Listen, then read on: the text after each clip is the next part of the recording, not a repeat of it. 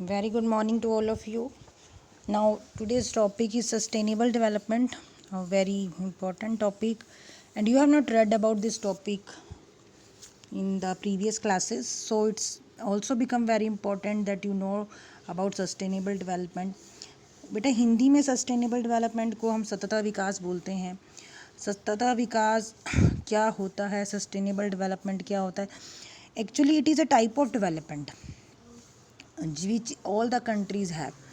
जो हमारे पास जितने भी नेचुरल रिसोर्सेज हैं उनसे जुड़ा हुआ है, ये हमारी इकोनॉमी से जुड़ा हुआ है, हमारी हेल्थ से जुड़ा हुआ है.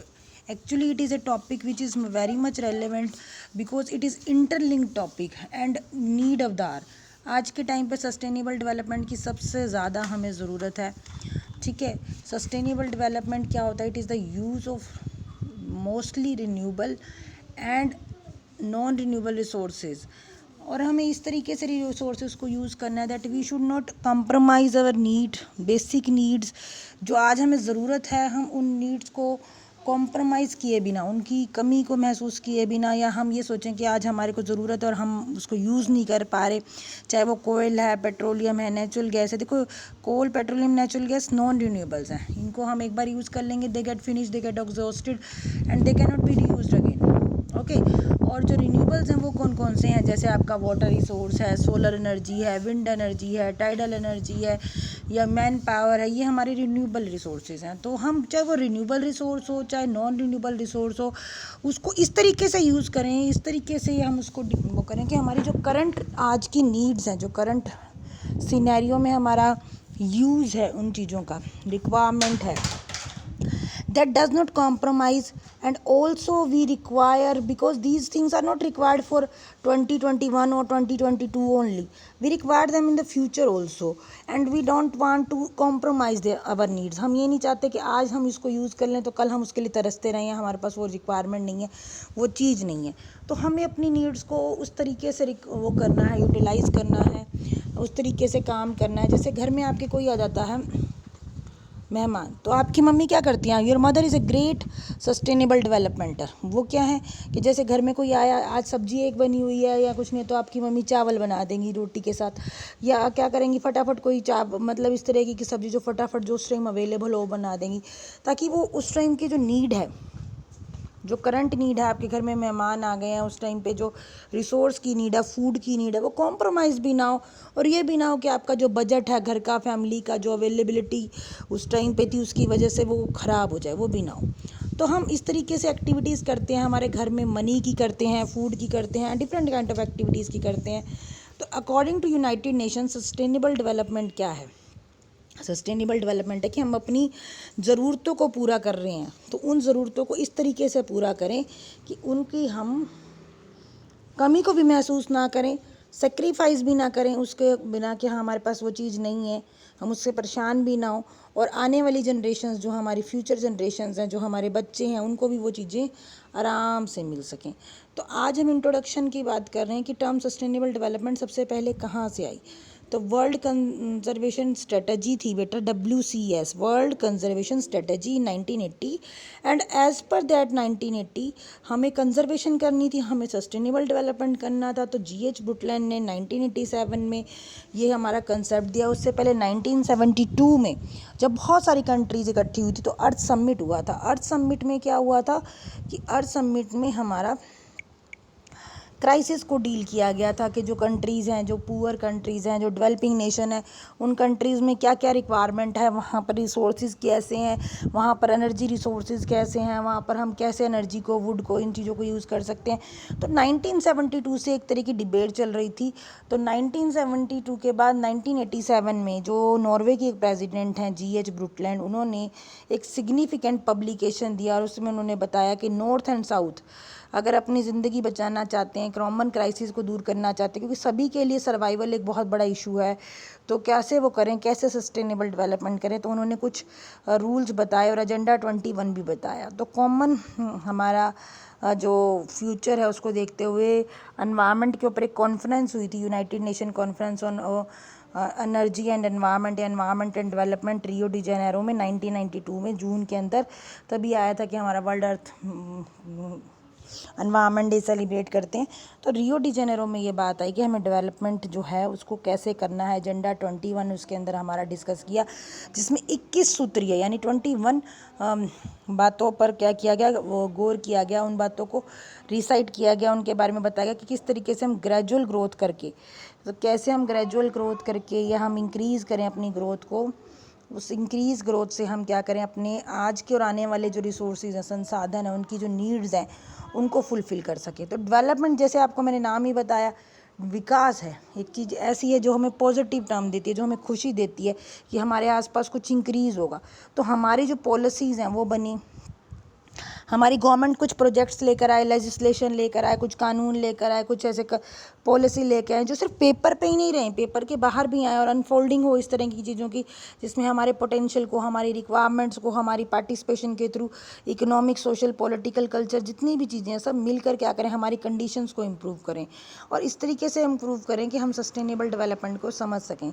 तो सस्टेनेबल डेवलपमेंट दोबारा बता रही हूँ एक बार कि ये वो चीज़ है जो डेवलपमेंट हमारी नीड्स को फुलफ़िल करने की बात करता है, वो डेवलपमेंट, वो विकास जो सतत आगे बढ़ने की बात करता है, जो हमारी रिक्वायरमेंट्स को फुलफ़िल करने की बात करता है, विदाउट कॉम्प्रोमाइजिंग द नीड्स और abilities of the present generation. हमें अपनी रिक्वायरमेंट्स को, अपनी ज़रूरतों को पूरा करना है, अपनी नीड्स को पूरा करना है, और अपनी नीड्स को ही नहीं, आने वाली जनरेशन्स हैं, जो आने वाली पीढ़ियां हैं, उनकी भी जो नीड्स हैं उनको पूरा करना है। तो नॉर्वेजियन प्रेसिडेंट ने ये बात वर्ल्ड कन्वेंशन में कही थी। तो उसके बाद ये जो हमारा कंसेप्ट था ये पॉपुलराइज हो गया, एंड आफ्टर दैट हर जगह सस्टेनेबल डेवलपमेंट छा गया कि what is the sustainable development, how we can maintain the sustainable development, क्या क्या कंडीशंस हो सकती हैं सस्टेनेबल डेवलपमेंट की। तो जैसे ये दो साइड का एरो दिख रहा है, एक साइड में नहीं है। हम कभी भी मूव करते हैं, डेवलप करते हैं, तो को सिर्फ एक जगह मूव नहीं करते, हम दोनों तरफ मूव कर सकते हैं लाइन के। एक तरफ हमारा क्या इंप्रूवमेंट हो रही है, हमारी लाइफस्टाइल की, हमारी इकोनॉमी की, हमारी डेवलपमेंट हो रही है, हमारी वेलबींग हो रही है, और दूसरी तरफ हमारा क्या हो रहा है, हमारे रिसोर्सेज हैं वो बच रहे हैं, हमारे इकोसिस्टम है, जो हमारा पर्यावरण पारिस्थितिकी तंत्र है वो बच रहा है। तो इस तरीके से हम सस्टेनेबल डेवलपमेंट करें कि हम अपनी लाइफ को भी कॉम्प्रोमाइज़ ना करें, अपनी नीड्स को भी कॉम्प्रोमाइज़ ना करें, हम खुश रहें, हम हेल्दी रहें और प्रिजर्व करते रहें अपने एनवायरनमेंट को, अपने इकोसिस्टम को, इस तरीके से कि आने वाली जनरेशन्स भी कहें कि हमारे जो हमारी जो एल्डर्स थे वो बहुत हैप्पी हों, या जो हमारी आने वाली जनरेशन हैं they will be proud on us कि हाँ नहीं, हमारे जो पूर्वज थे उन्होंने बहुत समझदारी से काम लिया, and they are very much intelligent persons. Now evolution क्या था, इवोल्यूशन के टाइम पे जोहान्सबर्ग में 1980 जो मैंने 87 से ही कॉन्सेप्ट शुरू हुआ, तो 1992 में इसकी मैंने कहा था बहुत आइडियाज़ आ गए, भीड़ लग गई। तो 1972 के बाद से 1992 में कॉमन फ्यूचर के लिए डिबेट होने लगी। तो रियो डी जेनेरो में डिबेट हुई, तो वहाँ पर कुछ इश्यूज़ को कंसीडर किया गया कि भाई क्यों ऐसा होता है, क्या इशू होता है कि क्यों ही हमारे डेवलप्ड नेशन है, वो उनके पास पैसा है, उनके पास पावर है, उनके पास एनर्जी है, वो तो कुछ भी कर सकते हैं, वो तो अपनी रिक्वायरमेंट्स को फुलफ़िल कर सकते हैं। बट वो जो डेवलपिंग नेशंस हैं, जिनके पास पैसा नहीं है, पावर नहीं है, how they go for the sustainable development, कैसे वो अपनी रिक्वायरमेंट्स को फुलफ़िल करेंगे। वो पुअर कंट्रीज़ हैं, उनके पास पैसा नहीं है, उनके पास एक्टिविटीज़ नहीं है। तो यूनाइटेड नेशंस एस्टेब्लिश हुई। यूनाइटेड नेशन एक कमीशन है, 1992 के बाद इफेक्टिव हुई, जिन्होंने कहा कि हम मॉनिटर करेंगे, रिपोर्ट करेंगे, ऐसे लोगों को जो गरीब हैं नेशन वाइज उनको पैसे देंगे, उनके लिए वर्ल्ड बैंक बनाया गया, एक्टिविटीज़ की गई। फिर रियो डी जेनेरो में एक बात की गई, 1997 में दोबारा हुआ था, कंप्रीहेंसिव उनकी मीटिंग हुई थी। उसमें एजेंडा 21 में आपको बता रहे थे कि 21 सूत्रीय प्रोग्राम लेकर आए। उस प्रोग्राम के अकॉर्डिंग गरीबों को दान मतलब पैसे दिए गए, गरीबों के लिए काम किए गए, उनको एम्प्लॉयमेंट देनी है, उनको ट्रेनिंग देनी है, इस तरह की बातें उसमें हैं। उसमें किस तरीके से हम एनवायरनमेंट को वो क्लियर कर सकते हैं, कैसे हम डिग्रेडेशन को रोक सकते हैं, मिनिमाइज़ कर सकते हैं the chances of environment degradation, या कैसे हम अपने लोगों को खुश रख सकते हैं, उनका हैप्पीनेस इंडेक्स बढ़ा सकते हैं। ये सब क्या है, सस्टेनेबल डेवलपमेंट। जैसे एक छोटा सा एग्जांपल दे रही हूँ आपको सोलर एनर्जी का, कि सोलर एनर्जी क्या होती है, हमारी ऐसी एनर्जी है जिसमें सूरज तो चमकता ही रहेगा ना, तो वो कम्प्लीटली फ्री ऑफ कॉस्ट है, अनलिमिटेड सप्लाई है, हमें कोई ज़रूरत नहीं है किसी को ये कहने की कि तुम कम यूज़ करो, कम ज़्यादा यूज़ करो। तो अगर उससे हम इलेक्ट्रिसिटी बना रहे हैं तो उसके ह्यूज बेनिफिट्स हैं कंज्यूमर्स को भी। और हमारा सबसे बड़ा बेनिफिट क्या है कि उसमें पोल्यूशन नहीं है, ये फ्री की एनर्जी है, हम रिप्लेस कर सकते हैं उस एनर्जी को नॉन रिन्यूएबल एनर्जी से। उसका बहुत पोटेंशियल है, हम बहुत ज़्यादा इसको इफेक्टिवली यूज़ कर सकते हैं। एनवायरमेंटली साउंड हो सकते हैं, इकोनॉमिकली साउंड हो सकते हैं। इकोनॉमिकली क्यों? क्योंकि हमारे को उसके लिए पैसे नहीं देने पड़ रहे, वो बनानी नहीं पड़ रही, फिर उसका पोल्यूशन नहीं हो रहा, तो हमें सोशली और एनवायरमेंटली वो सेफ़ लग रही है। तो इस तरीके से हम अपनी रिक्वायरमेंट्स को भी क्या कर रहे हैं, फुलफ़िल कर रहे हैं, और अपनी आज की नीड्स को फुलफ़िल करते हुए हम क्या कर रहे हैं, फाइनेंशियली भी हेल्पफुल हो रहे हैं। तो मतलब इसी तरीके से विंड एनर्जी है, ये भी हमारे नेचुरल एनर्जी है, ये भी हमारी अर्थ पे जो है वो हमें फ्री में अवेलेबल हो जाती है। तो हम विंड को निकालें, और विंड को निकालने के बाद विंड मिल्स चलाएं, और इस तरीके से हम अपनी एनर्जी को डेवलप करें। तो या तो हमारे हाथ में है कि हम किस तरीके से, जैसे हाथ में हमारी अर्थ है तो ग्रीन कलर की अर्थ को मेंटेन रखें, या फिर उसको इस तरीके से पाँव के नीचे रोंद कर, इंडस्ट्रियलाइजेशन के नीचे रोंद कर उसको ऐसे फ्लैट बना दे। तो ये हमारे हाथ में है कि हम क्या करना चाहते हैं, हम डेवलपमेंट कैसा करना चाहते हैं, सेकंड वन और द फर्स्ट वन, दोनों चॉइसेस हमारे पास है, फर्स्ट चॉइस और द सेकंड चॉइस। अगर हम नहीं माने, हम सेव नहीं करेंगे, तो जो ग्रीन प्लैनेट है वो इस तरीके से हमारा ख़राब हो जाएगा, और उसको हमें क्या करना पड़ेगा, बचाना पड़ेगा। तो ट्रिपल बॉटम लाइन अप्रोच है बेटा। क्या सोल्यूशन है, हम एनवायरमेंटली, इकोनॉमिकली और सोशली तीनों चीज़ों को मिलाकर हम एक काम करें, एक लाइन बनाएं जिसमें हम ये सोचें कि हम एनवायरमेंटली क्या क्या कर सकते हैं, कैसे हम कम खर्च में ज़्यादा सोशल हो सकते हैं, एक्टिविटीज़ कर सकते हैं, शेयरिंग कर सकते हैं, केयरिंग कर सकते हैं, सस्टेनेबिलिटी कर सकते हैं। क्या क्या हमारे गोल्स होने चाहिए, क्या क्या हमारे गोल्स होने चाहिए। हमारे गोल्स होने चाहिए कि वाटर को हमें पोल्यूशन होने से बचाना है, वाटर को हमें सेव करना है, वेस्ट मैनेजमेंट करना है, ग्रीन स्पेस बनाना है, घर हमारे ग्रीन होने चाहिए, हमारी अर्थ बिल्कुल ग्रीन होनी चाहिए, हमें पौधे लगाने हैं, हमें नेचर को क्लीन करना है, ग्रीन करना है, रीयूज़, रिड्यूस, रिसाइकल करना है, कम्युनिटी स्पेस बनाने हैं, ऐसी जगह बनानी है जहाँ पर हर इंसान एक जैसा गिना जाए। ये नहीं कि भैया अमीर है या गरीब है, इसको फूड नहीं देना चाहिए, इसको हक नहीं है, नहीं, सभी के लिए हमें कम्युनिटी स्पेस होना चाहिए, कम्युनिटी सर्विसेज होनी चाहिए, और हमारे लिए वाकेबल अर्बनाइजेशन होना चाहिए, जैसे सभी के लिए अर्बनाइजेशन होना चाहिए। सिर्फ ये नहीं है कि भाई हाँ अमीर है तो उसको सब फैसिलिटीज़ मिल रही हैं 5 स्टार की, और बाकी किसी को नहीं मिल रही। तो एनर्जी सभी के लिए अवेलेबल होनी चाहिए। चलो हम बात करते हैं पहले वाटर की। तो वाटर की बात करते हैं, तो वाटर जो है हमारा कहाँ से होता है, या तो हम वेल से निकालते हैं, डग वेल से निकालते हैं, या रेन से होता है।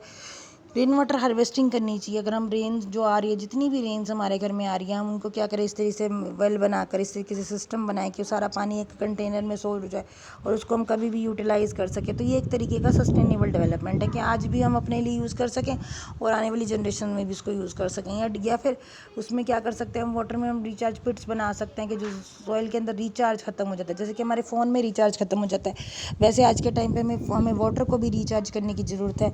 हमें वाटर क्या है, जो हमारी भूमि के अंदर है, वो क्या कर रहा है, सूख रहा है, वो ख़त्म हो रहा है, उसको हमें रिचार्ज करने की ज़रूरत है। तो हम अंडरग्राउंड वाटर टेबल बनाएं, उस टेबल के साथ जोड़ दें हमारे वाटर रिजर्वायर्स को, ताकि वो धीरे धीरे सीप करके जाएं, और उसमें क्या हो, उसमें जो वाटर टेबल है वो रिटेन रहे, वाटर टेबल की जो डेप्थ है वो हमारी इंक्रीज़ हो, डिक्रीज़ ना हो। तो इस तरीके से हम एक्टिविटीज़ कर सकते हैं। सेकंड हमारा वेस्ट मैनेजमेंट है।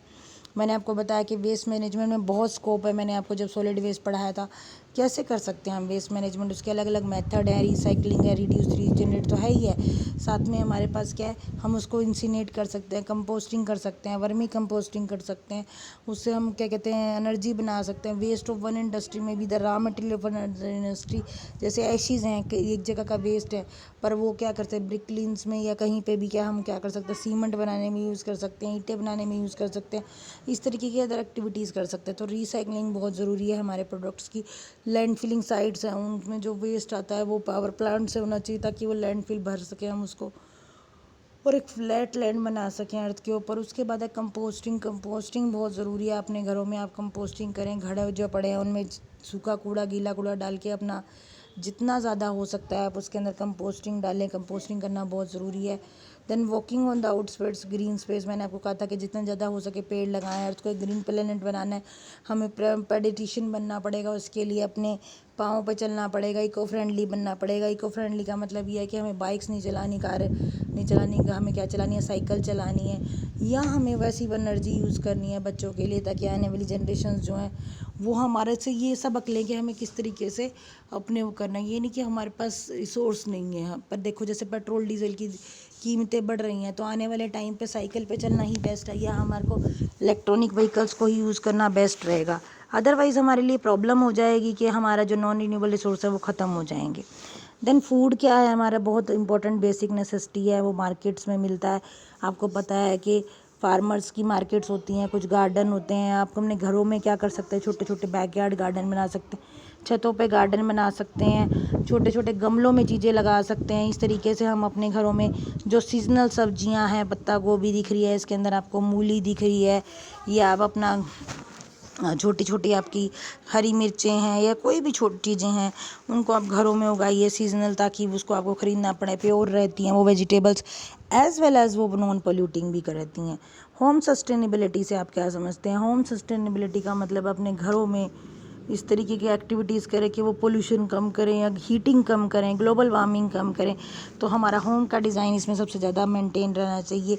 फिर बिल्डिंग मटेरियल हम क्या यूज़ कर रहे हैं, ग्लास नहीं यूज़ करना चाहिए हमें, पेपर ही या हमें कार्डबोर्ड या हमें किस तरीके की लकड़ी के जो वही चीज़ें हैं उनको यूज़ करना चाहिए। पर एज ए मैंने अभी बताया आपको कि लकड़ी भी हमारा नॉन रिन्यूएबल है, तो हम लकड़ी की जगह हम ऐसी चीज़ें यूज़ करें जो लंबे समय तक चलने वाली हों और उनका कम से कम कॉस्ट हो। इंटीरियर प्रोडक्ट्स जो हमारे वो हमें वाइजली चूज़ करने चाहिए, डिज़ाइनिंग अच्छे से करवानी चाहिए। होम डिज़ाइंस में जो रूफ्स हैं वो ग्रीन होनी चाहिए, सोलर पैनल होने चाहिए छतों पर, और नॉर्थ से साउथ की तरफ मूव करने चाहिए ताकि ज़्यादा से ज़्यादा धूप ले सके। प्लांट्स को रखना चाहिए हमें ईस्ट साइड और वेस्ट साइड पे, हमें हमारे घर होने चाहिए। बहुत सारे डेसिडुअस पेड़ पौधे होने चाहिए ताकि हमें क्या मिले, बहुत पॉजिटिव एनर्जी मिले। तो इस तरीके से हम उसको कर सकते हैं। फिर बिल्डिंग मटेरियल अभी मैं आपको बता रही थी, तो बिल्डिंग मटेरियल क्या यूज़ करें, वुड। पर वुड हमारे लिए नॉन रिन्यूएबल रिसोर्स है, और फिर उसमें हमारी इसकी कटिंग से, वुड की कटिंग से हमारे जो ट्रीज़ हैं या जो हमारे फॉरेस्ट हैं वो भी कटने लग जाते हैं, इसलिए हमें उनको यूज़ नहीं करना चाहिए। लोकल मार्केट्स को यूज़ करना चाहिए, उसमें जो भी सामान उसको यूज़ करें, चाहे वो पत्थर हैं चाहे वो हमारी वुड है, वो उसको यूज़ करना है। सस्टेनेबल इंसुलेशन होनी चाहिए, फाइबर ग्लास को यूज़ करें, या सोया से बनने वाले जो हमारे इंसुलेशंस हैं उनको यूज़ करें। डबल पेन की विंडोज़ होनी चाहिए। विंडोज़ भी जो हैं आजकल मिक्स मटेरियल की बनती हैं। तो इंटीरियर प्रोडक्ट्स भी हमारे कैसे होने चाहिए, एनर्जी स्टार रेटिंग होनी चाहिए उन पे, 5 स्टार या 4 स्टार रेटिंग के होने चाहिए, ताकि वो कम एनर्जी को क्या करें, यूटिलाइज़ करें। एनर्जी एफिशिएंट अप्लाइंसेस होने चाहिए, जैसे एसी, टीवी, फ्रिज ये भी हमारे पास होते हैं। या जो हमारे पास हार्डवुड के प्लाईवुड होते हैं, उनकी जगह हमारे पास क्या होनी चाहिए, जो हमारे पास सिरेमिक्स हैं वो वुड के जैसे दिखने चाहिए, शीशे के जैसे दिखने चाहिए। CFL यूज़ करने चाहिए, या हमारे पास जो फ्लोरेट होने चाहिए, टॉयलेट्स होनी चाहिए, उनमें कम पानी यूज़ होना चाहिए। ग्रीन टॉयलेट्स होने चाहिए। ज़्यादा से ज़्यादा हमें इस तरीके का मटेरियल यूज़ करना चाहिए जो हमारा हार्डवेयर को कम यूज़ करे और जिसकी कॉस्ट कम हो, जिसमें कम से कम पेंट लगा हो, जो रिसाइकिल हो सके। उसमें ग्लास, एल्युमिनियम, पेपर आता है, और बहुत सारी ऐसी चीज़ें आती हैं जैसे कारपेट वगैरह, वो फाइबर के बने होने चाहिए, जूट के या इस तरीके के। या उसमें क्या होना चाहिए, ऐसा रिसाइकल्ड मटेरियल, पेपर, क्लॉथ या यूज़ होने चाहिए, कारपेट वगैरह यूज़ होने चाहिए जिससे जो रिसाइकल्ड प्रोडक्ट्स है बने हों। आप घरों में प्लास्टिक की बोतल्स को यूज़ करके कुछ बना सकते हो, ग्रीन इको ब्रिक्स बना सकते हो, इस तरीके के इंटीरियर प्रोडक्ट्स बना सकते हो जो रिसाइकल्ड प्रोडक्ट्स के हों, जो देखने में भी सुंदर हों और एनर्जी एफिशिएंट भी हों। फिर एनर्जी की फॉर्म्स को भी हम सेव कर सकते हैं। मैंने भी बताया था आपको विंड और सोलर एनर्जी के बारे में। मैंने बताया कि किस तरीके से जो सोलर एनर्जी है वो हमारे लिए क्या है, रिन्यूएबल रिसोर्स है, जिसकी वजह से हमारा पोल्यूशन नहीं होता। ऐसे छतों पर पैनल होने चाहिए। या जैसे अब विंड एनर्जी है तो विंड एनर्जी के लिए विंड मिल्स होनी चाहिए जहाँ जहाँ पर विंड एनर्जी ज़्यादा चल रही है, ताकि उससे हम इलेक्ट्रिसिटी बना सकें।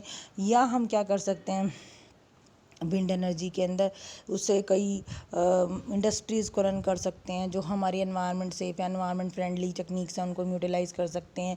सोलर एनर्जी बहुत पैसिव एंड एक्टिव। पैसिव कौन सी होती है? पैसिव एनर्जी वो होती है जैसे कि आपका घर में जैसे कोई ग्लास की वो लगे हुए हैं, डबल वॉल्ड पेन्स लगे हुए हैं, तो वो क्या करें, हीट एनर्जी को लें और रूम हीटिंग करके रखें। और एक्टिव क्या होती है, जो हम डायरेक्टली जो SPV लगाते हैं, सोलर फोटोवोल्टिक सेल्स लगाते हैं, वो हमारी हीट एनर्जी को एक्सट्रैक्ट करके उससे हमारे घर का पानी गर्म करें, या उससे हमारे घर में रूम हीटिंग करें, या जो खाना बनाना है वो खाना बनाएं। उस तरीके की चीज़ें हैं उसके अंदर एक्टिव सोलर एनर्जी में। देन हाइड्रो इलेक्ट्रिक पावर हम आगे डिस्कस करेंगे। बायोगैस एनर्जी आपको पता है, जैसे बायोगैस प्लांट होते हैं गोबर से या इससे बनती है energy, that is a biogas energy. Geothermal energy, the energy release from the earth. तो ये बड़ी बड़ी इमारतें दिख रही हैं, इनके ऊपर आपको स्विमिंग पूल ब्लू कलर में और ग्रीन कलर में, ग्रीन बिल्डिंग्स या ग्रीन बेल्ट दिख रही हैं कि नीचे तो इतनी जगह है नहीं हम लगा सकें, सकें। हमने घरों की छतों पे ट्री गार्डन या आजकल दीवारों पे हमारे पास ऐसे बड़े बड़े हमारे पास गमले होते हैं जिनमें हम क्रॉप्स को ग्रो कर सकते हैं। तो due to construction finding the suitable place नहीं मिलता, तो हम घरों की छतों पर दीवारों पर हम किसी तरीके से भी ग्रीनरी को इंक्रीज़ करें, इससे हमारा सस्टेनेबल डेवलपमेंट होगा। क्रॉप रोटेशन की जहाँ तक बात है, तो क्रॉप रोटेशन करने के लिए हमें केमिकल फ्री दूसरी क्रॉप्स लगानी पड़ेगी, या दोनों क्रॉप्स को इकट्ठा ग्रो करेंगे तो हमारी जो फर्टिलाइज़र पेस्टिसाइड है उसकी रिक्वायरमेंट भी कम होगी, और साथ में हमारा क्या होगा, उसकी ग्रोथ भी जो है, जो पॉपुलेशन जो है उसका जो इफ़ेक्ट है वो भी हमारा कम होगा। तो इस तरीके से हम क्रॉप रोटेशन करने से हमारी क्रॉप्स को बीमारियों से भी बचा सकते हैं। Also we have the commercial benefits to farm also because वो ग्रीन गार्डन वगैरह बना रहे हैं, तो उससे कैसे वर्मी कंपोस्ट कर रहे हैं, तो कमर्शली भी they are very much sound over here. Then pillars क्या क्या हैं हमारे, 3 पिलर्स हैं जिसमें सोशल डेवलपमेंट है, इकोनॉमिकल डेवलपमेंट है और एनवायरनमेंट प्रोटेक्शन। इन तीनों को हम इंटरलिंक्ड करते हैं। 2005 में ये पिक्चर सामने आई थी कि किस तरीके से हमें हम तीनों को संभाल के रखना है, किस तरीके से सस्टेनेबल डेवलपमेंट करना है। चौथा पिलर जो है वो हमारा कल्चरल बायोडाइवर्सिटी का है। हमारे कल्चर का है, जैसे हम दशहरा बनाते हैं, दिवाली बनाते हैं, हमारे अलग अलग भगवान को मानने के नियम है, तो हम ग्रोथ इस तरीके से कर रहे हैं कि हम जैसे वो हाँ, अगर आप लोग सत्संग से जुड़े हैं तो आपको पता होगा कि किस तरीके से वहाँ पर आपको इंटेलेक्चुअली, मेंटली या इमोशनली या मोरली आपको क्या करते हैं, आपको साउंड कर देते हैं। तो इमोशनल जो है या कल्चरल बेनिफिट्स हैं, ये भी हमारे बहुत इंपॉर्टेंट हैं। देन कल्चरल क्या होता है, कल्चर का मतलब होता है कि वो सभी लोग जो एक जगह पर रहते हैं वो एक तरह की थिंकिंग के होते हैं, उनकी प्रॉब्लम्स और उनकी एक्टिविटी सिमिलर होती हैं, तो they will respect each other, they attract the delights the each other, and also they celebrate some of the functions together, they have faith in some kind of god, और उनको अपनी चीज़ों में ध्यान रहता है। तो उसी तरीके से जो पौधे हैं वो अपनी मिट्टी को जैसे पकड़ लेते हैं, वैसे हमें अपने कल्चर को पकड़ के रखना चाहिए। Also we should have some organisation, उनकी ऑर्गेनाइजेशन होनी चाहिए, कोई टेक्नोलॉजी को यूज़ करके हमें उसको क्या करना चाहिए, आगे बढ़ाना चाहिए, ताकि हम भी और हमारे आगे वाली जनरेशन्स को भी कल्चर के बारे में पता हो, हमारे कल्चर को वो आगे बढ़ा सकें, हमारी लाइफ को वो एग्जिस्टेंस में हेल्प कर सकें। Then what is a metaphor of culture, highly प्लेटेंट है। देखो कि हमारा बिहेवियर जो है वो कल्चरल पर डिपेंड करता है कि हम किस कल्चर से बिलोंग करते हैं। हम कोई शॉर्ट टर्म पर तो नहीं है या आर्टिकस बिहेवियर के तो नहीं है कि हमारा आर्टिफिशियल बिहेवियर है, या हम कंजप्शन पे रहते हैं, हमारा कोई वो नहीं है, या हमारा डिपेंडेंस म्यूज़िक, लैंग्वेज और कस्टम्स पे डिपेंड करता है। तो इस तरीके से कुछ प्राइमरी कल्चर हैं, कुछ सेकेंडरी कल्चर हैं। प्राइमरी कल्चर तो जस्ट हमारे को जाके प्राइमरी और सेकेंडरी को ही हमने आगे फोर्थ को बना दिया। इस तरीके से ये 4 पिलर्स हैं, ये आपस में कोइंसाइड हैं। सबसे बाहर का जो है वो एनवायरनमेंट प्रोटेक्शन का पिलर है, उसके बाद हमारा economic development, cultural development and social development. ये चारों मिलकर क्या करते हैं, इंटरएक्चुअली आपस में मिलकर ही क्या करते हैं, सस्टेनेबल डेवलपमेंट करते हैं। That what are the desired outputs of the sustainable development, हम क्या चाहते हैं कि सस्टेनेबल डेवलपमेंट हो तो क्या हो, कि बच्चे हमारा सस्टेनेबल डेवलपमेंट हम चाहते हैं क्योंकि हमारी वाटर क्लीन होना चाहिए, हमारी एयर क्लीन होनी चाहिए, हमारी सॉइल गुड होनी चाहिए, प्रोडक्टिव होनी चाहिए, उसमें ज़्यादा यील्ड पैदावार निकलनी चाहिए, हमारे बच्चे हेल्दी होने चाहिए, हमारा खाना हेल्दी होना चाहिए, हमारी एक्टिविटीज़ ऐसी होनी चाहिए जिसमें कम से कम पोल्यूशन हो, हमारा पॉपुलेशन साइज़ ऑप्टिमम होना चाहिए, हमारे को ग्लोबल वार्मिंग नहीं चाहिए, हमारे को बहुत सारी ऐसी चीज़ें जो हमारी लाइफ में सोशल और कल्चरली हमें इम्पैक्ट करती हैं वो नहीं होनी चाहिए। हमें रेस्ट भी करना चाहिए, सेलिब्रेट भी करना चाहिए और वर्क भी करना चाहिए। तो तीनों चीज़ों को हमें बैलेंस बना के करना चाहिए। हम चाहते हैं कि सस्टेनेबल डेवलपमेंट हो तो हमें अपॉर्चुनिटीज़ को और लर्निंग के उसमें बेस में देखना चाहिए कि हाँ नहीं, हम पढ़ाई तो हो रही है ना, चाहे ऑनलाइन हो रही है, तो इस तरीके से हमारे मन में जो है वो विश्वास होना चाहिए। हमारी जो ग्लोबल ग्रीन हाउस इफेक्ट है, ग्लोबल वार्मिंग है, ये जो है हमारी मिनिमाइज़ होनी चाहिए। तो इस तरीके की हम एक्टिविटीज़ चाहते हैं कि हम सस्टेनेबल डेवलपमेंट करें, जो हमारी फीमेल्स हैं, जो हमारे मेल्स हैं, जो हमारे फैमिली मेम्बर्स हैं, जो हमारे ग्रुप में मेम्बर्स हैं, जो हमारे वॉलंटियर्स हैं, they go for this kind of thing. तो हमारे की फीचर्स क्या हैं, पिलर्स क्या हैं हमारे सस्टेनेबल डेवलपमेंट्स के, इसके अंदर सबसे पहला एनवायरनमेंट सस्टेनेबिलिटी का, देन इकोनॉमिकल डेवलपमेंट का, देन सोशल डेवलपमेंट का और आखिरी में कल्चरल बायोडाइवर्सिटी का। बिना पैसे के भी कोई हमारा डेवलपमेंट नहीं हो सकता, बिना सोसाइटी के भी हमारा कोई डेवलपमेंट नहीं हो सकता। पर जो एनवायरनमेंट सस्टेनेबिलिटी है, वो एनवायरनमेंट प्रोटेक्शन है, वो कैसे हो, एनवायरनमेंट प्रोटेक्शन और एनवायरनमेंट सस्टेनेबिलिटी जो है वो आपकी किस चीज़ पर डिपेंड करती है, वो इकोसिस्टम पे डिपेंड करती है कि वहाँ का इकोसिस्टम कैसा है, वहाँ पेड़ कैसे हैं। आपको दिक्कत महसूस हो रही है कि आपका इकोसिस्टम है जो वो मेंटेन नहीं हो रहा है या बायोलॉजिकल बायोडाइवर्सिटी नहीं है, तो आप क्या कर सकते हो, प्रोटेक्शन के लिए वेरियस एक्टिविटीज़ कर सकते हो ताकि वो प्रोटेक्ट रहें, उनको कम से कम इफ़ेक्ट हो बायोलॉजिकल डाइवर्सिटी को। And as you all know that 25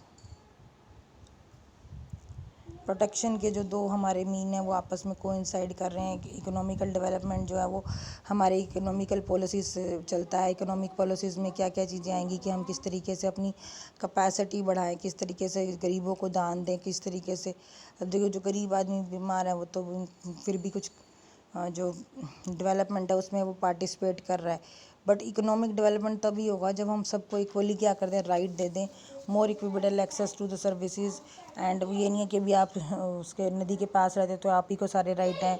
they are having the more right to move to the नदी और have the we can say that हमारे पास नेविगेशन के चांसेस हो, हर चीज़ के चांस हो, but they are accessible to the large number of people and lower locality also।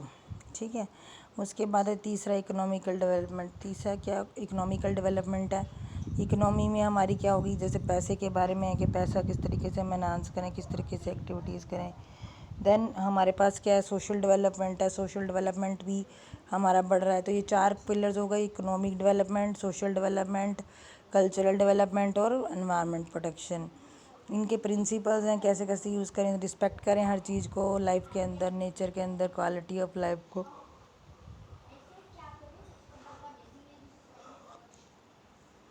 Quality of life को देखिए हम अपना, हमारे अर्थ पे क्या क्या रिसोर्सेज हैं, कितने टाइम तक रह सकते हैं, उनमें क्या डाइवर्सिटी है, कैसे हम उसको कंट्रोल कर सकते हैं, कैसे हम रीग्रो कर सकते हैं, कैसे मिनिमाइज़ कर सकते हैं depletion of non renewable resources की, how we can maintain the carrying capacity, change the attitude. And अब हम अपना दूसरों का, दोनों का क्या एटीट्यूड चेंज करें ताकि हम क्या कर सकें, ग्रो कर सकें। अगर हम एटीट्यूड चेंज नहीं करेंगे we are not able to grow. Then community should be care for their environment. उनको अपने एनवायरनमेंट की टेक केयर होनी चाहिए, उनको भी अपने अकॉर्डिंग ग्रो करने का मौका मिलना चाहिए कम्युनिटीज़ को। They provide a framework for integrating plan and national framework जो लाने की ज़रूरत है, जिसमें हमारा ग्लोबल अलाइंस हो, जिसमें बाहर से भी पैसा मिले या अदर एक्टिविटी मिले, जैसे सस्टेनेबल डेवलपमेंट के थ्रू। आज हम क्या कर सकते हैं कि अपने पास चीज़ ना रखें। अगर किसी के पास स्टीमर है या किसी के पास कोई भी चीज़ है या आप ठीक हो गए हैं तो आप अपनी दवाइयों को किसी गरीब को दे दें, किसी ऐसे को दे दें विच इज़ रिक्वायर्ड। तो सस्टेनेबिलिटी के कुछ प्रिंसिपल हैं कि रिड्यूस करें अपने यूज़ को, अपनी एक्टिविटीज़ को, चाहे वो फॉसिल फ्यूल्स हैं, हमारा चाहे अंडरग्राउंड फॉसिल है, चाहे कोई भी चीज़ है, उसकी जो यूज़ है उसको कम करें, उसकी डिपेंडेंस को कम करें, सिंथेटिक केमिकल्स को यूज़ ना करें, नेचर पे ज़्यादा डिपेंड करें। नेचुरल चीज़ों को हम क्या कहते हैं, यूटिलाइज़ करेंगे तो हम अपना बेनिफिट करेंगे। और रिड्यूस करें, अगर हम जो भी ऐसी एक्टिविटी है जो नेचर के अगेंस्ट है, अगर हम वो कम कर देंगे तो नेचर ग्रो करेगी और हमें इफेक्ट कम होगा। इस तरीके से हमारे पास क्या क्या अदर चीज़ें हैं, हमारे पास फैमिली और उनकी एफिकेसी हैं कि कई लोग बहुत जल्दी जल्दी काम करते हैं, कोई बहुत धीरे काम करते हैं, तो हमें पता है कि कौन कितना काम कर रहा है। तो sustainability issues are to be very very as per level के अकॉर्डिंग वो अलग अलग उसमें वेरी करते हैं।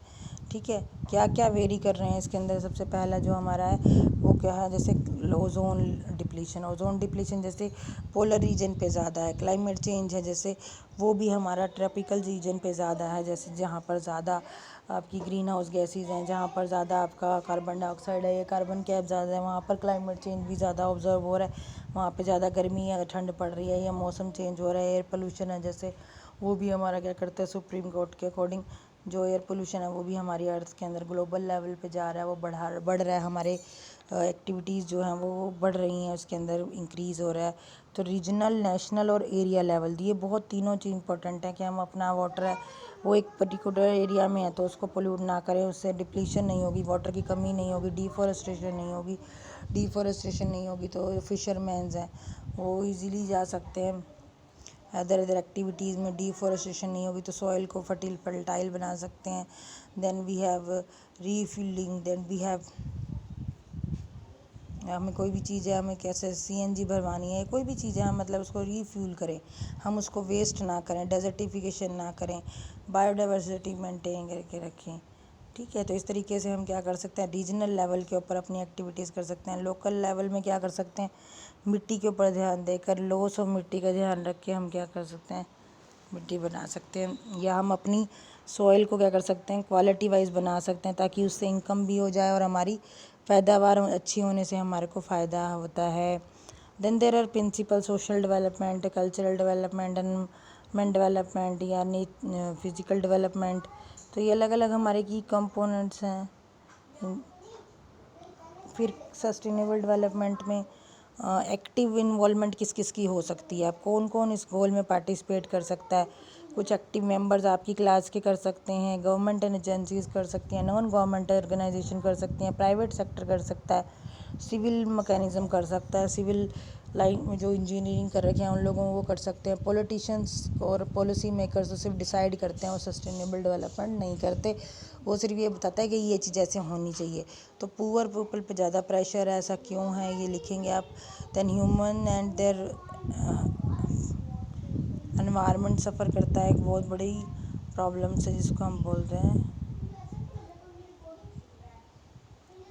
Eco friendly techniques. अगर हम ह्यूमन बींग्स चाहते हैं कि हम इको फ्रेंडली टेक्निक्स अपनाएं, तो हमें अपनी प्रेजेंट जनरेशन की नीड्स को के बारे में अवेयर करना पड़ेगा कि इतने साल में तुम्हारी इतनी नीड्स होनी चाहिए, and you are increasing your need, you are increasing the pressure on the future generation. तो हम इस तरीके से अगर हम पहले से ही प्रेशर जनरेट करने लग जाएंगे तो फ्यूचर जनरेशन्स का जो प्रेशर है वो मिनिमाइज़ हो जाएगा। उसी तरीके से प्रोडक्टिव एसेट्स हैं जो हमारे जो हम प्रोडक्टिव एसेट में क्या आएगा, वो चीज़ें जो हमने फ्यूचर में यूज़ करने के लिए रखी हुई हैं उनको हम डेवलप्ड नेशन को या उनको हम क्या करें, कम से कम यूज़ करें। कंजर्वेशन शुड बी देयर, हम उनको कंजर्व करें, उनको बचाएं, ना कि ये नहीं कि हमने यूज़ कर लिया हम ख़त्म कर दें, नहीं, उनका मिनिमाइज़ यूज़ करें। और आगे आने वाले टाइम पे हम क्या करें, स्लो, आज ले लिया थोड़ा सा, कल थोड़ा सा ले लेंगे, इस तरीके से उसका यूज़ भी बनता रहेगा और वो भी हमारा क्या रहेगा, इम्पैक्टफुल रहेगा और रिसोर्स भी हमारा ज़िंदा रहेगा। बट सच टेक्नोलॉजीज़ कैसी होती हैं जो एक बार डिसीजन लेते हैं यार या पार, वो गलत होता है। सस्टेनेबल डेवलपमेंट कहता है कि हम चाहे डेवलप्ड हैं चाहे हम डेवलपिंग हैं, हम अपने नेचुरल रिसोर्सेज की, अपने प्राकृतिक संसाधन की क्या करनी है, रक्षा करनी है। जैसे कि चिपको मूवमेंट के जो मतलब प्रणेता थे जिन्होंने स्टार्ट किया था, सुंदरलाल बहुगुणा जी, वो भी चले गए हमारे देश को छोड़कर, हमारे उनमें मतलब ग्रीन एडवोकेट चले गए हैं। तो बहुत सारा पोल्यूशन है या डिस्ट्रक्शन है, वो उनकी वजह से पॉसिबल हो पाया। उन्होंने क्या किया, उन्होंने लोगों को अवेयर किया कि नहीं भैया, आपने मतलब जो लोग काट रहे हैं, आपने इतने साल तक काटे हैं, तो आप पेड़ों को या उनको क्या कहते हैं कम से कम यूज़ करें, क्योंकि पेड़ घर हैं। तो इस तरीके से अगर हम क्राइसिस में देखें तो हमारी बायोडाइवर्सिटी थ्रेट में है, हमारी एनर्जी थ्रेट में है, हमारी मिट्टी थ्रेट में है। इन सब की वजह से क्लाइमेट चेंज हो रहा है, जीव जंतु इफेक्ट हो रहे हैं। हमारी अर्थ के अंदर कोई भी एक्टिविटी हम करते हैं वो हमारी अर्थ को अफेक्ट करती है। तो इसलिए हमें सोशल अवेयरनेस करनी चाहिए। जब बहुत सारे पॉजिटिव माइंड कोई चीज़ सोचते हैं तो पॉजिटिव होता है, और जब बहुत सारे नेगेटिव माइंड कोई नेगेटिव चीज़ सोचते हैं तो नेगेटिव होता है। तो there should be some actions, कुछ ऐसे हमारे एक्शंस होने चाहिए, हमारी एक्टिविटीज़ होनी चाहिए जिसमें हम बैकअप करके चलें, हम अपने पहले से वेस्ट को मैनेज करके चलें, हम कुछ ऐसी चीज़ें करके जिसमें इनइक्वालिटीज़ को हम क्या कर सकें, दूर कर सकें, उसके इम्पैक्ट को दूर कर सकें। ऐसी एक्टिविटीज़ ज़रूर करनी चाहिए जैसे कि जो हमें लगता हो कि हमारे लिए हेल्पफुल है। जैसे कम्युनिकेट करें एक दूसरे के साथ, अगर किसी को ज़रूरत है, जैसे आप वो जो बच्चे फर्स्ट ईयर में हैं जिनके पास बुक्स नहीं है, तो communicate with the first second year students and they take the books from them. तो इस तरीके से हमें सस्टेनेबल डेवलपमेंट करना चाहिए, अपनी एक्टिविटीज़ करनी चाहिए। जैसे कि आपके पास बुक्स होंगी तो आप अपनी यंगर जनरेशन को दे सकते हैं, और जो मिस्टेक्स हमने पास्ट में की हैं वो हमें दोबारा रिपीट नहीं करनी। जैसे हमने फॉरेस्ट फायर्स लग गई, या हमने कोई डैम बना दिया, या हमने कोई ऐसी एक्टिविटी कर दी जिसका इफ़ेक्ट हमें आज पड़ रहा है, उसको हमें क्या करना है, दोबारा रिपीट नहीं करना। हमें एनवायरनमेंट को और डिटोरेट नहीं करना, एक्टिविटीज़ को और हार्मफुल पे मुझे नहीं लेके जाना। या जो गरीब हैं, जैसे आजकल हम, आपको पता है कोयला हमारे देश से इरिडिकेट हो चुका है, हम कच्चा कोयला यूज़ नहीं कर सकते। हमारी बहुत सारी जो रेल लाइंस हैं जहाँ पर वो लाइंस बंद हो चुकी हैं जहाँ पर कोयला यूज़ होता था। तो हम आजकल क्या यूज़ करते हैं, इलेक्ट्रिक ड्रिवन ट्रेन यूज़ करते हैं। ऐसे ही हम हाइड्रो इलेक्ट्रिक यूज़ करें इंस्टेड ऑफ कि हम थर्मल पावर प्लांट्स यूज़ करें। तो हम ऐसी चीज़ें करते रहेंगे, कम्युनिकेट करते रहें एक दूसरे से, सस्टेनेबल प्रैक्टिस करते रहें, तो आज नहीं तो कल हम डेवलप नेशन भी बन जाएंगे। और हम क्या होगा, अंडरस्टैंड कर सकेंगे अपने उन चीज़ों को। देखो ये बहुत अच्छा हमारा सस्टेनेबल प्रैक्टिस का एक वह लोगो है, इस लोगो को आप यूज़ कर सकते हो, जिसमें हमें सोशल भी रहना है, लोगों के साथ हेल्पफुल भी रहना है, हैप्पी भी रहना है, सेफ़ रहना है। जैसे कि इस समय पे हम कोविड टाइम पे इसको यूज़ कर सकते हैं। हमें अफोर्डेबल चीज़ें यूज़ करनी चाहिए। ऐसा नहीं कि भाई हाँ हम अफोर्ड तो कर नहीं सकते, हमारे पास पैसे तो है नहीं, बट हम क्या कर रहे हैं, हम उधार लेते जा रहे हैं, हम एक्टिविटीज़ करते जा रहे हैं। नहीं, वी शुड बी एफिशिएंट। हमें ऐसा काम करना चाहिए कि आज हमारे लिए अगर हमने किसी से कुछ ले लिया तो कल हम उसको रिटर्न कर सकें। इतनी एफिशिएंसी के अकॉर्डिंग काम करना चाहिए। देयर इज़ अ साइकिल बेटा। आज दुख आया तो वही दुख हमेशा परमानेंट रहने के लिए नहीं आया, वो मूव करेगा, वो आगे जाएगा, आगे ए से बी, बी से सी, सी से डी में। तो इस तरीके से हमारी कोई भी एक्टिविटी है वो साइक्लिक चेंज लेकर आती है। हम पॉजिटिव रहेंगे, हम किसी को हेल्प करेंगे तो कोई हमें हेल्प करेगा, वो हमारी हेल्प करेगा, तो इस तरीके से वो रिटर्न आ जाते हैं हमारे पास। उसी तरीके से हम ज़्यादा से ज़्यादा सोलर एनर्जी, विंड एनर्जी, या टाइडल एनर्जी, जो भी हमारे पास नेचुरल रिसोर्स हैं उसको यूज़ करें, सस्टेनेबल प्रैक्टिसेस करें, एनवायरनमेंट कंजर्वेशन करें। ये हमारे लिए बहुत इंपॉर्टेंट है। अगर हम इन चीज़ों को अपनी ज़िंदगी में लेंगे, एफिशिएंट बनेंगे काम के लिए, जैसे अब मदर फादर कुछ कहते हैं तो एफिशिएंटली काम करेंगे। ये नहीं कि हाँ भाई हाँ थक गए हम तो क्लासेस लगा लगा के, नहीं, हम करते हैं, अभी कर देते हैं, 2 मिनट के रेस्ट के बाद पानी पी के आंखें धो के हम कर लेते हैं। नहीं, अफोर्डेबल बने हम माँ बाप के लिए। ये नहीं कि हम वो चीज़ लें जो उनको वो अफोर्ड नहीं कर सकते। नहीं, ऐसी चीज़ें नहीं करनी चाहिए। हमें सस्टेनेबल डेवलपमेंट की तरफ मूव करना चाहिए। हमें देखना चाहिए कि हमें कहाँ जाना है। हमें प्रकाश से अंधेरे की तरफ नहीं जाना, हमें अंधेरे से प्रकाश की तरफ जाना है, towards the ray of hope, towards the positivity, towards the sustainable development, towards the correctiveness, towards the कि हम करेक्ट कर रहे हैं, चीज़ों को ठीक कर रहे हैं, हमें गलती नहीं करनी। जो गलतियाँ हमारे पूर्वजों ने की हैं, जो गलतियाँ हमारे पास्ट में हुई हैं, उनको हमें रिपीट नहीं करना। हमारे को अपनी हेल्थ का ध्यान रखना है, हमारी एक्टिविटीज़ का ध्यान रखना है, हमें गलत को गलत और सही को सही कहने की आदत होनी चाहिए। हम उन चीज़ों को करें ताकि जब कल को हमारी फ्यूचर जनरेशन्स उनको यूज़ करें तो वो प्रॉपरली उसको यूज़ कर सकें। So if you have any doubt you can ask the doubts from me and also comment in the comment box. Thank you so much. I will give you your answers, waiting for your queries. Have a nice day, have a sustainable life. Go ahead and God bless you all. Thank you so much for patient listener. Bye.